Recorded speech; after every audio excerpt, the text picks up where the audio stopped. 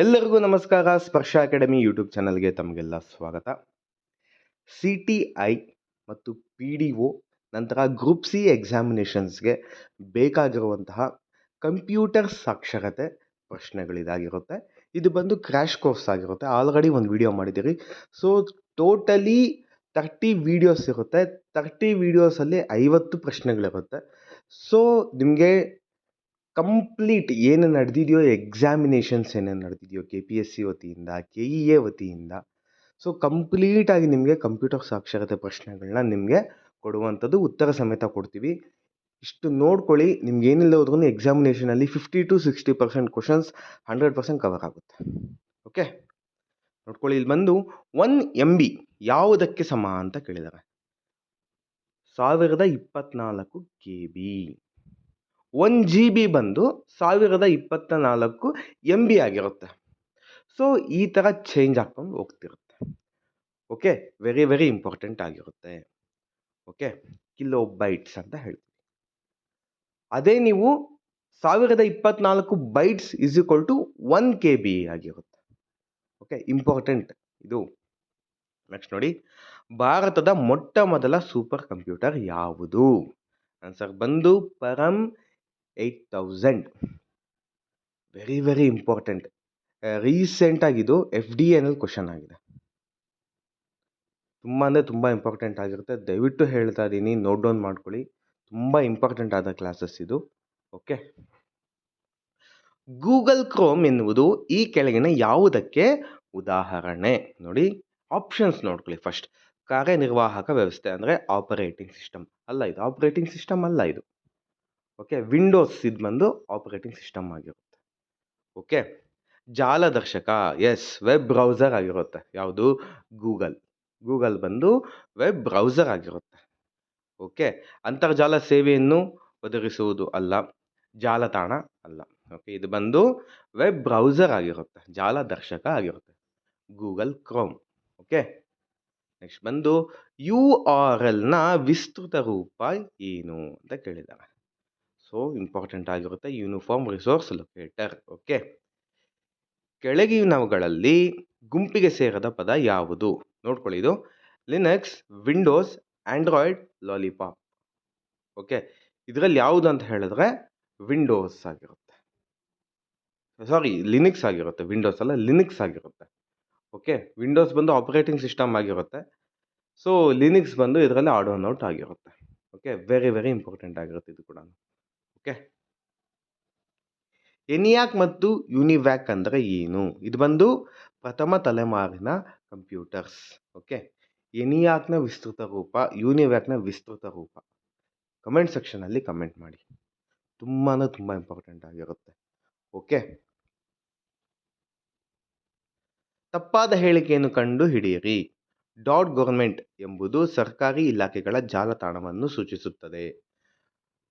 .Organisation ಎಂಬುದು ವಾಣಿಜ್ಯ ಜಾಲತಾಣವನ್ನು ಸೂಚಿಸುತ್ತದೆ. .ac ಎಂಬುದು ಶೈಕ್ಷಣಿಕ ಸಂಸ್ಥೆಗಳ ಜಾಲತಾಣವನ್ನು ಸೂಚಿಸುತ್ತದೆ. .in ಎಂಬುದು ಭಾರತದ ಜಾಲತಾಣವನ್ನು ಸೂಚಿಸುತ್ತದೆ. ಇದರಲ್ಲಿ ಯಾವುದು ಆಡ್ ಒನ್ ಔಟ್, ಯಾವುದು ತಪ್ಪಾಗಿದೆ ಅಂತ ಹೇಳಿದ್ರೆ .ಆರ್ಗನೈಸೇಷನ್ ಎಂಬುದು ವಾಣಿಜ್ಯ ಜಾಲತಾಣವನ್ನು ಸೂಚಿಸುತ್ತದೆ. ಇಲ್ಲ, ಇದು ಆರ್ಗನೈಸೇಷನ್, ಎನಿ ಆರ್ಗನೈಸೇಷನ್ದು ಕೂಡ ನೋಡಿಸುತ್ತೆ. ಬರೀ ಕಮರ್ಷಿಯಲ್ ಅಲ್ಲ ಇದು, ಓನ್ಲಿ ಕಮರ್ಷಿಯಲ್ ವೆಬ್ಸೈಟ್ ಆಗಿರಲ್ಲ ಇದು, ಎಲ್ಲ ಆರ್ಗನೈಸೇಷನ್ದು ಆಗಿರುತ್ತೆ. Okay, not only for commercial use, ವಾಣಿಜ್ಯ ಜಾಲತಾಣ ಅಲ್ಲ, ಎಲ್ಲ ಪರ್ಪಸ್ಗೂ ಯೂಸ್ ಮಾಡ್ಕೊಬೋದು. ಇದು ಆರ್ಗನೈಸೇಷನ್ ಪರ್ಪಸ್ಗೆ ಯೂಸ್ ಮಾಡ್ಕೋಬೋದು. ಓಕೆ, .in ಅಂತ ಹೇಳಿದ್ರೆ ಇಂಡಿಯಾ ಅಂತ, .gov ಅಂದರೆ .ಗೌರ್ಮೆಂಟ್ ಅಂತ. ಓಕೆ, ಕಂಪ್ಯೂಟರ್ನ ಸೆಂಟ್ರಲ್ ಪ್ರೊಸೆಸಿಂಗ್ ಯೂನಿಟ್ ಇದನ್ನು ಒಳಗೊಳ್ಳುತ್ತದೆ. ಅಂದರೆ CPU ಇರುತ್ತಲ್ವ, CPUನಲ್ಲಿ ಏನೆಲ್ಲ ಒಳಗೊಂಡಿದೆ ಅಂತ ಕ್ವಶನ್ ಆಗಿದೆ ಇದು. ನೋಡ್ಕೊಳ್ಳಿ, ಆಪ್ಷನ್ಸ್ ನೋಡ್ಕೊಳ್ಳಿ. ALU ಮತ್ತು CD-ROM, ALU memory input output ಘಟಕ, ALU ಮತ್ತು CU, ALU ಮತ್ತು ಮೆಮೊರಿ. ಸಪೋಸ್ ALU ಮತ್ತು CU, arithmetic logic unit, ALU ಅಂದರೆ. ಓಕೆ, ಇಂಪಾರ್ಟೆಂಟ್ ಆಗಿರುತ್ತೆ. ಓಕೆ, ಇದಾದ ನಂತರ CU ಅಂದರೆ ಕಂಟ್ರೋಲ್ ಯೂನಿಟ್ ಆಗಿರುತ್ತೆ. ಓಕೆ, ಇಂಪಾರ್ಟೆಂಟ್ ಇದು ಕೂಡ, ದಯವಿಟ್ಟು ಹೇಳ್ತಾ ಇದ್ದೀನಿ, ನೋಡ್ಕೊಳ್ಳಿ ಇದು. ನೆಕ್ಸ್ಟ್ ಬಂದು MS ವರ್ಡ್ನಲ್ಲಿ ಟಾಗಲ್ ಕೇಸ್ ಎಂಬುದು. ಟಾಗಲ್ ಕೇಸ್ ಅಂದರೆ ಏನು? MS ವರ್ಡ್ನಲ್ಲಿ ಇತ್ತೀಚೆಗೆ KEAನಲ್ಲಿ ನಡೆಸಿದ FDA ಕಂಪ್ಯೂಟರ್ ಬೇಸ್ಡ್ ಕ್ವಶನ್ಸ್ ನೋಡಿದ್ರೆ MS ವರ್ಡ್ ಮೇಲೆ, MS ಪವರ್ ಪಾಯಿಂಟ್ ಮೇಲೆ, MS ಎಕ್ಸೆಲ್ ಮೇಲೆ ಅತಿ ಹೆಚ್ಚು ಕ್ವಶನ್ಸ್ ಬಂದಿದೆ. So MS word is important ಆಗಿರುತ್ತೆ. ಓಕೆ, ನೋಡಿ, ಟಾಗಲ್ ಕೇಸ್ ಅಂದರೆ ದೊಡ್ಡ ಅಕ್ಷರಗಳನ್ನು ಸಣ್ಣ ಅಕ್ಷರಗಳನ್ನಾಗಿ ಮತ್ತು ಸಣ್ಣ ಅಕ್ಷರಗಳನ್ನು ದೊಡ್ಡ ಅಕ್ಷರಗಳನ್ನಾಗಿ ಬದಲಾಯಿಸುವುದು. ಇದನ್ನ ಟಾಗಲ್ ಕೇಸ್ ಅಂತ ಹೇಳ್ತಾರೆ. ಓಕೆ, ಆಪರೇಟಿಂಗ್ ಸಿಸ್ಟಮ್ ಒಂದು ಏನು ಪ್ರೋಗ್ರಾಮ್ ಆಗಿರುತ್ತೆ. ಇದು ಬಂದು ಆಪ್ಷನ್ಸ್ ನೋಡಿ: utility program, system program, application program, antivirus program. ಇದು ಬಂದು ಸಿಸ್ಟಮ್ ಪ್ರೋಗ್ರಾಮ್ ಆಗಿರುತ್ತೆ. ಓಕೆ, MS ವರ್ಡ್ನಲ್ಲಿ ಹೊಸ ಡಾಕ್ಯುಮೆಂಟ್ನ ತೆರೆಯಲು ಬಳಸುವ ಕೀ ಸಂಯೋಜನೆಗಳು ಏನು ಅಂತ ಕೇಳಿದ್ದಾರೆ. ನೋಡ್ಕೊಳ್ಳಿ, ತುಂಬ ಸಿಂಪಲ್ ಆಗಿದೆ, ಶಾರ್ಟ್ಕಟಲ್ಲಿ ಹೇಳ್ಕೊಡ್ತೀನಿ. ಇದು ಆನ್ಸರ್ ಬಂದು Ctrl+N. ನೋಡಿ, N ಅಂದರೆ ನ್ಯೂ ಅಂತ, Ctrl+ನ್ಯೂ ಅಂದರೆ N ಅಂತ ಕೊಟ್ಟಿದ್ದಾರೆ. ಓಕೆ, Ctrl+A ಅಂದರೆ ಏನು? ಎಲ್ಲಾದ್ರೂ ಸೆಲೆಕ್ಟ್ ಮಾಡ್ಕೊಳ್ಳುವಂಥದ್ದು, ಅಂದರೆ ಆಲ್. ಎ ಅಂದರೆ ಆಲ್, Ctrl+ಆಲ್. ಓಕೆ, ಎ ಅಂದರೆ ಆಲ್ ಅಂತ ಎಲ್ಲ ಸೆಲೆಕ್ಟ್ ಮಾಡ್ಕೊಳ್ಳುತ್ತೆ. Ctrl+O ಅಂದರೆ ಏನು? ಓಪನ್ ಮಾಡುವಂಥದ್ದು ಫೋಲ್ಡರ್ನ. ಓಕೆ, Ctrl+R ಬಗ್ಗೆ ನೆಕ್ಸ್ಟ್ ವಿಡಿಯೋನಲ್ಲಿ ಹೇಳ್ಕೊಡ್ತೀನಿ, ಕಂಪ್ಲೀಟಾಗಿ ಕೊಡ್ತೀನಿ ಅದ್ರ ಬಗ್ಗೆ. MS ವರ್ಡ್ನಲ್ಲಿ Ctrl+R ಅಂದರೆ ಏನು, Ctrl+Z ಅಂದರೆ ಏನು. ಸೊ ಇದರೆಲ್ಲ ನಿಮಗೆ ನೆಕ್ಸ್ಟ್ ವಿಡಿಯೋನಲ್ಲಿ MS ವರ್ಡ್ ಮೇಲೆ ಕಂಪ್ಲೀಟಾಗಿ ಕೊಡ್ತೀನಿ ಮಾಹಿತಿ. ಓಕೆ, ಇವಾಗ ಸದ್ಯಕ್ಕೆ Ctrl+N ಅಂದರೆ ಏನಂದರೆ Ctrl+ನ್ಯೂ. N ಅಂದರೆ ನ್ಯೂ. ಓಕೆ, ಡೆಸ್ಕ್ಟಾಪ್ನಲ್ಲಿರುವ ಎಲ್ಲ ಬಾಬುಗಳನ್ನು ಆಯ್ಕೆ ಮಾಡಲು ಬಳಸುವ ಕೀ ಸಂಯೋಜನೆ ಏನು? ಹಾಗೇನೆ ಹೇಳ್ಕೊಟ್ಟೆ, Ctrl+A. ಎ ಅಂದರೆ all. Okay, Ctrl+A. Okay, important ಆಗಿರುತ್ತೆ. ನೋಡಿ, ಯಾವುದು ಪ್ರೋಗ್ರಾಮ್ಗಳು ಸ್ವಯಂಚಾಲಿತವಾಗಿ ಹೊರಹೊರುತ್ತವೆ, ಲೋಡ್ ಆಗುತ್ತವೆ ಮತ್ತು ಬ್ರೌಸರ್ನ ಭಾಗವಾಗಿ ಕೆಲಸ ಮಾಡುತ್ತದೆ? ಆಪ್ಷನ್ಸ್ ನೋಡಿ: ಆ್ಯಡ್-ಆನ್ಸ್, ಪ್ಲಗಿನ್ಸ್, ಫೈರ್ವಾಲ್ಸ್, ಕುಕೀಸ್. ನೋಡಿ, ಪ್ರೋಗ್ರಾಮ್ಗಳು ಸ್ವಯಂಚಾಲಿತವಾಗಿ ಲೋಡ್ ಆಗುತ್ತವೆ ಮತ್ತು ಬ್ರೌಸರ್ನ ಭಾಗವಾಗಿ ಕೆಲಸ ಮಾಡುತ್ತದೆ ಅಂದರೆ ಪ್ಲಗಿನ್ಸ್ ಆಗಿರುತ್ತೆ. ಓಕೆ, ಇದ್ರ ಬಗ್ಗೆ ಕೂಡ ನಿಮ್ಗೊಂದು ವಿಡಿಯೋ ಮಾಡ್ಕೊಡ್ತೀನಿ, ಆ್ಯಡ್-ಇನ್ಸ್ ಬಗ್ಗೆ, ಪ್ಲಗಿನ್ಸ್ ಬಗ್ಗೆ, ಫೈರ್ವಾಲ್ಸ್, ಕುಕೀಸ್ ಅಂದರೆ ಏನು ಅಂತ. ಓಕೆ, ಇವೆಲ್ಲ ಬ್ರೌಸರ್ಸಲ್ಲಿ ಬರೋವಂಥದ್ದು. ಓಕೆ, ಇಂಟರ್ನೆಟ್ ಅಂತ ಒಂದು ಚಾಪ್ಟರ್ ಇದೆ, ಆ ಚಾಪ್ಟ್ರಲ್ಲಿ ಬರೋವಂಥ ಇವೆಲ್ಲ. ಸೊ ಇದ್ರ ಬಗ್ಗೆ ನಿಮಗೆ ಕಂಪ್ಲೀಟ್ ಮಾಹಿತಿನ ನೆಕ್ಸ್ಟ್ ವಿಡಿಯೋನಲ್ಲಿ ಹೇಳ್ಕೊಡ್ತೀನಿ. ಓಕೆ, ಈ ಅಂಚೆಯ ವಿಳಾಸದಲ್ಲಿ ಅನುಮತಿಸಲಾಗದ ಚಿಹ್ನೆ ಯಾವುದು? ಆನ್ಸರ್ ನೋಡ್ಕೊಳ್ಳಿ: ಅಂಡರ್ಸ್ಕೋರ್ ಇರುತ್ತೆ, @ ಇರುತ್ತೆ, ಖಾಲಿ ಜಾಗ ಇರಲ್ಲ, ಪೀರಿಯಡ್ ಇರುತ್ತೆ. ಓಕೆ, ಈ ಅಂಚೆ ವಿಳಾಸದಲ್ಲಿ ಅನುಮತಿಸಲಾಗದ ಚಿಹ್ನೆ. ಸೊ ವೆಬ್ ಅಡ್ರೆಸ್ ಇರುತ್ತಲ್ವಾ, ವೆಬ್ ಅಡ್ರೆಸ್ಸಲ್ಲಿ ಯಾವುದಿರಲ್ಲ ಅಂತ, ಸ್ಪೇಸ್ ಇರಲ್ಲ. ವೆಬ್ ಅಡ್ರೆಸ್ಸಲ್ಲಿ ಸ್ಪೇಸ್ ಅನ್ನೋದು ನಿಮಗೆಲ್ಲೂ ಕಾಣಲ್ಲ. ನೋಡಿ, ನೀವೇನಾದರೂ ವೆಬ್ಸೈಟ್ ಏನಾದರೂ ಕ್ರಿಯೇಟ್ ಮಾಡಬೇಕಿದ್ದಾಗ, ಏನೇ ಬೇಕಾಗಿಲ್ಲ, ಒಂದು ಜಿಮೇಲ್ ಅಕೌಂಟ್ ಕ್ರಿಯೇಟ್ ಮಾಡಬೇಕಿದ್ದಾಗ ಸ್ಪೇಸ್ ತಗೊಳ್ಳಲ್ಲ. ನೋಡಿ, ನಿಮ್ಮದೇ ಆದ ಒಂದು ಜಿಮೇಲ್ ಅಕೌಂಟ್ ಏನಾದರೂ ಮಾಡಬೇಕಿದ್ದಾಗ, ಸೊ ನಿಮ್ಮದು ಜಿಮೇಲ್ ಥಿಂಗ್ ಏನಿದೆಯೋ ಅದರಲ್ಲಿ ನಿಮಗೆ ಸ್ಪೇಸ್ ಅನ್ನೋದು ಅಲೋ ಮಾಡಲ್ಲ. ಇನ್ನೆಲ್ಲ ಅಲೋ ಮಾಡಿದೆ. ನೋಡಿ, ಅಂಡರ್ಸ್ಕೋರ್ ಇದೆ, ಅಲೋ ಮಾಡುತ್ತೆ, @ ಇದೆ, ಅಲೋ ಮಾಡುತ್ತೆ, ಖಾಲಿ ಜಾಗ ಅಲೋ ಮಾಡಲ್ಲ, ಪೀರಿಯಡ್ ಇದೆ, ಓಕೆ, ಅಲೋ ಮಾಡುತ್ತೆ. ಓಕೆ, www.google.com ಏನಿದೆಯೋ ಅದೇ ಆಗಿರ್ಬೋದು. ಕೆಲವರು ಅಂಡರ್ಸ್ಕೋರ್ ಇಟ್ಕೊಂಡಿರ್ತಾರೆ. ಓಕೆ, @gmail.com ಅಂತ ಇರುತ್ತೆ. ಸೊ ಇವೆಲ್ಲ ಇದೆ, ಖಾಲಿ ಜಾಗ ಇರೋದಿಲ್ಲ. ಓಕೆ, ಈ ಕೆಳಗಿನ ಯಾವುದು ಅಪ್ಲಿಕೇಶನ್ ಪ್ರೋಗ್ರಾಮ್ ಆಗಿರುವುದಿಲ್ಲ?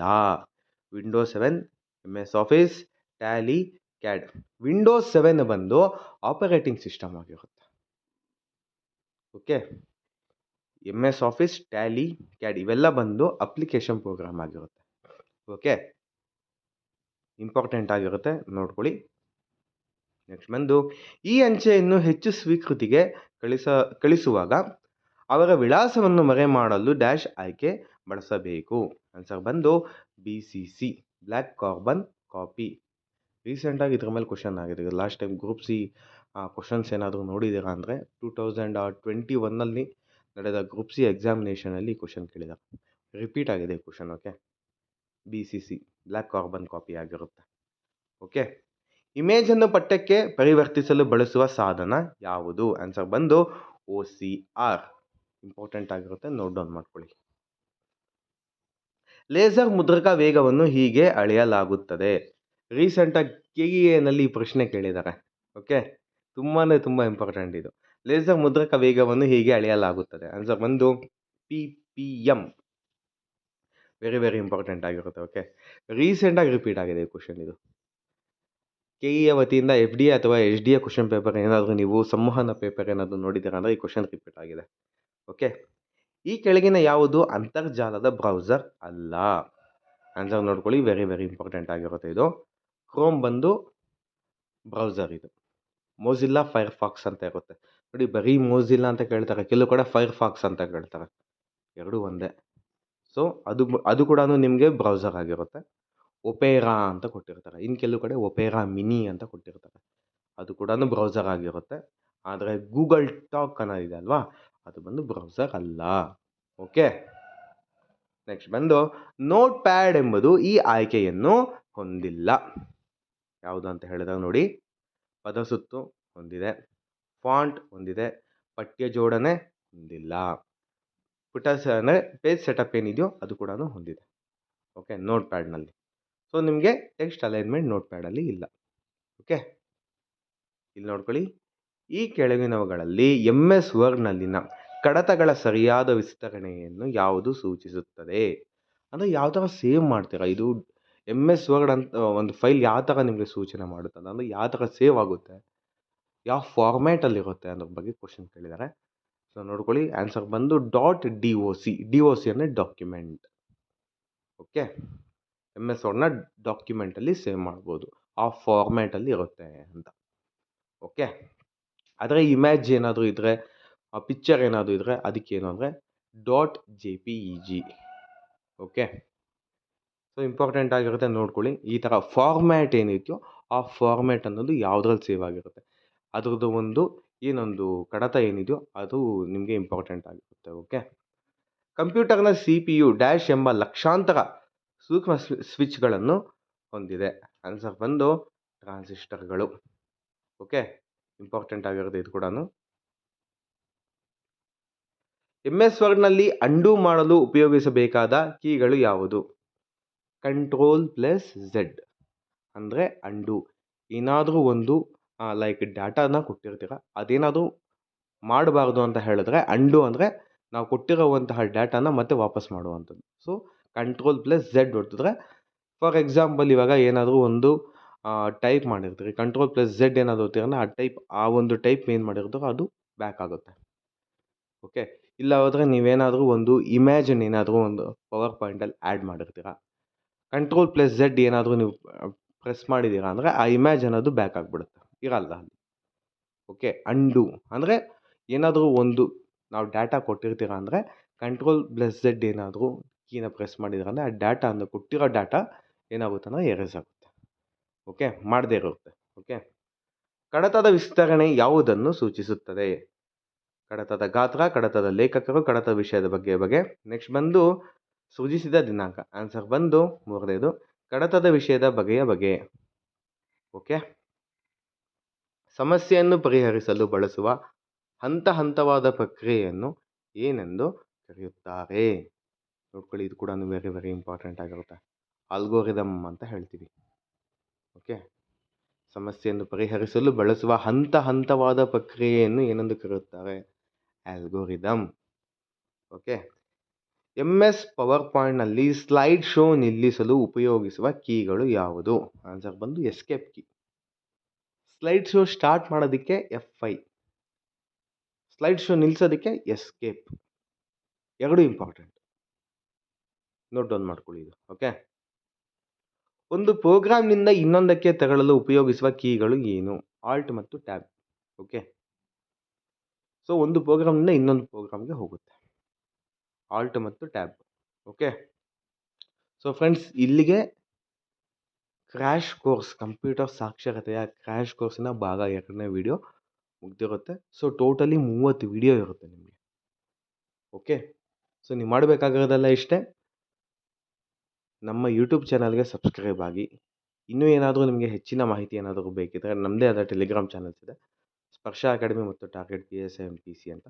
ದಯವಿಟ್ಟು ಹೇಳ್ತಾ ಇದ್ದೀನಿ, ಅದು ಕೂಡ ಜಾಯ್ನ್ ಆಗಿ ಅಂತ ಹೇಳ್ತಾ, ಈ ವಿಡಿಯೋ ನಿಮಗೆ ಇಷ್ಟ ಆಗಿದ್ದಲ್ಲಿ ಲೈಕ್ ಮಾಡಿ, ಕಮೆಂಟ್ ಮಾಡಿ ಮತ್ತು ಶೇರ್ ಮಾಡಿ. ತಮ್ಮೆಲ್ಲರಿಗೂ ಒಳ್ಳೆಯದಾಗಲಿ. God bless. ಜೈ ಹಿಂದ್, ಜೈ ಕರ್ನಾಟಕ ಮಾತೆ. ಧನ್ಯವಾದಗಳು.